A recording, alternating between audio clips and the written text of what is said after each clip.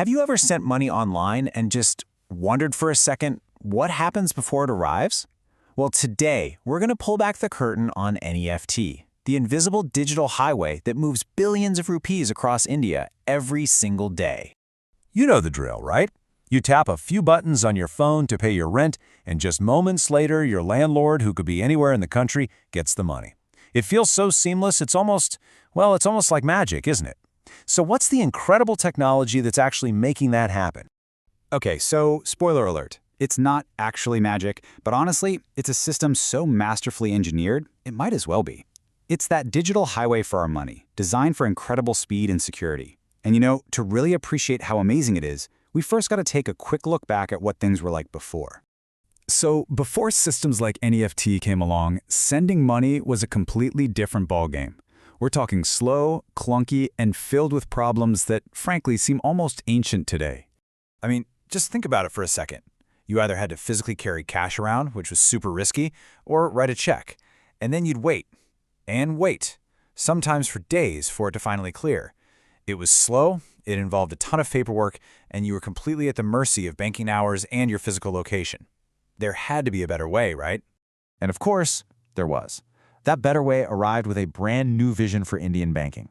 And this, my friends, is where the story of NEFT really kicks off. All right, let's get into the nitty-gritty.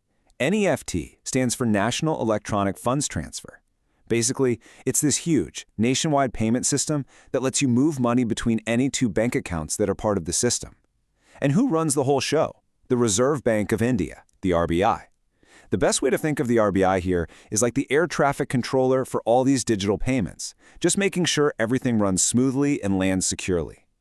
And what's really wild is just how fast this all happened. Before 2005, India had an older, less efficient system called EFT. But then, in 2004, the RBI envisioned something way, way better. And get this, just 1 year later, in November of 2005, NEFT officially launched. It was a total game changer for banking in India. So we know what NFT is and where it came from, but how does it actually work behind the scenes? Let's follow the money and break down its four-step journey on this digital highway. It all kicks off with you.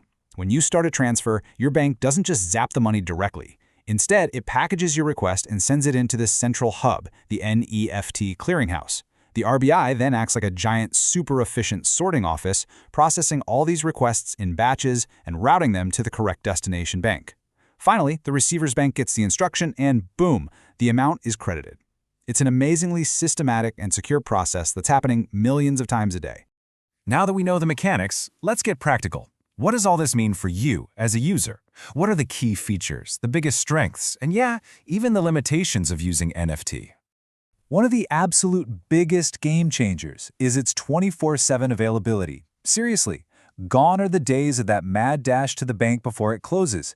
This system runs around the clock, 365 days a year. It's built on a secure RBI-managed network which gives you that crucial peace of mind. And while your own bank might set its own transaction limits, the NEFT system itself doesn't impose a cap, which makes it incredibly flexible for both tiny and huge transfers. But of course, no system is perfect, right? The advantages are pretty obvious. It's safe, convenient, and has a massive nationwide reach, cutting down on mountains of paperwork. But there are trade-offs. You do need a bank account to use it, and the whole thing depends on the banking network being online and working properly. And while it's generally really fast, the processing times can sometimes vary a little because it works in these clearing cycles. So let's zoom out a bit. Beyond our day-to-day use, what's the bigger impact of a system like NEFT? What does it all mean for the future of finance in India? And this is really the key takeaway. NEFT is so much more than just a payment system. It's a critical piece of our national infrastructure.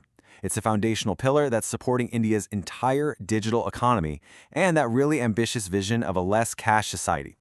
Yeah, NEFT isn't just some nice add-on, it's rightly called a key pillar of India's digital payment system. It's the engine that enables everything, from a small transfer between friends all the way up to massive corporate transactions, and it all happens securely and electronically across the entire country. And all of this leaves us with a pretty provocative question to chew on. As systems like NEFT make digital money this easy, this secure, and this normal, are we moving towards a future where physical cash just becomes a relic of the past? It's definitely something to think about. Thanks for watching.